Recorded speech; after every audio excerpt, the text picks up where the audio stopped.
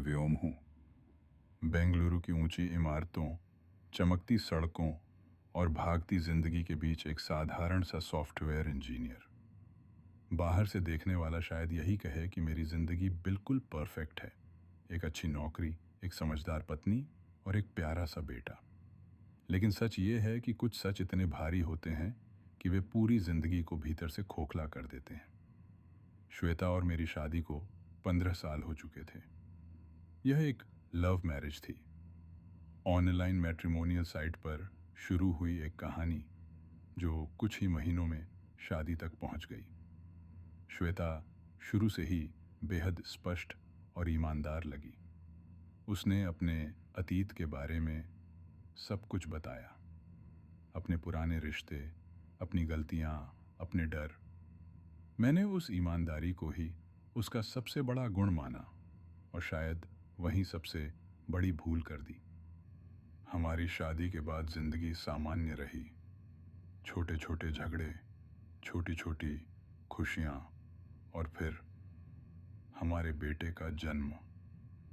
वह पल मेरे जीवन का सबसे सुंदर पल था। मैंने उसे गोद में उठाकर वादा किया था कि चाहे कुछ भी हो जाए, मैं उसका पिता बनकर हमेशा रहूंगा। 15 साल तक मुझे कभी कोई शक नहीं हुआ। उस शाम तक वह एक आम सी शाम थी। श्वेता किचन में थी और मैं उसका लैपटॉप इस्तेमाल कर रहा था। अचानक मेरी नज़र एक फोल्डर पर पड़ी। नाम था स्टिल माइन।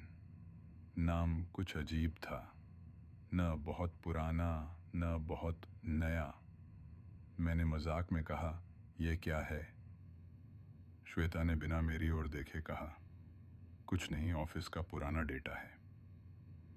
लेकिन अंदर कुछ खटक गया। फोल्डर लॉक था। मैंने कई बार गलत पासवर्ड डाले, फिर अचानक फ्री बर्ड टाइप किया। वह उसका बहुत पुराना फ़ोन पासवर्ड था जो वह शादी से पहले इस्तेमाल करती थी। और फोल्डर खुल गया। उसी पल जैसे मेरे सीने में किसी ने हथौड़ा मार दिया हो। अंदर सैकड़ों वर्ड फाइलें थीं, हर फाइल एक तारीख के नाम से। यह कोई ऑफिस डेटा नहीं था, यह उसकी डायरी थी। हमारी शादी के पहले दिन से लेकर कुछ महीनों पहले तक की। मैंने पहली फाइल खोली, फिर दूसरी, फिर तीसरी। शब्द जहर की तरह थे।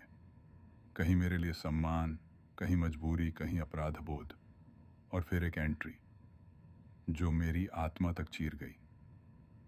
तुम मेरे साथ रहो या न रहो, इससे फर्क नहीं पड़ता, क्योंकि मेरा तुम्हारा बच्चा है और व्योम और मैं, हम दोनों हमेशा उसका ख्याल रखेंगे।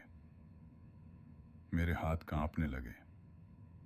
मुझे समझ नहीं आया, तुम कौन?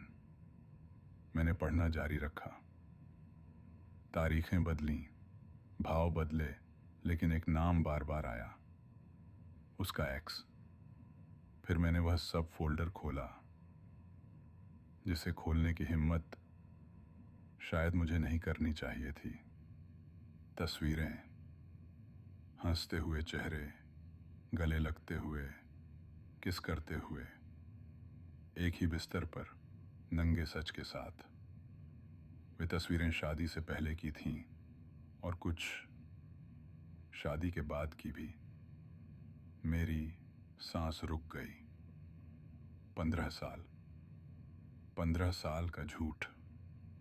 वह बच्चा जिसे मैंने अपनी जान से ज्यादा प्यार किया, वह मेरा नहीं था। मैं पूरी रात सो नहीं पाया। सुबह जब श्वेता ने मुझसे पूछा क्या हुआ, तो मेरे पास कोई जवाब नहीं था। मैं बस यही सोचता रहा, क्या प्यार इतना अंधा होता है या सच इतना निर्दयी?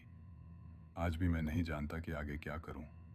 लेकिन एक बात साफ है, कुछ राज अगर समय पर न खुलें तो वे पूरे जीवन को बर्बाद कर देते हैं।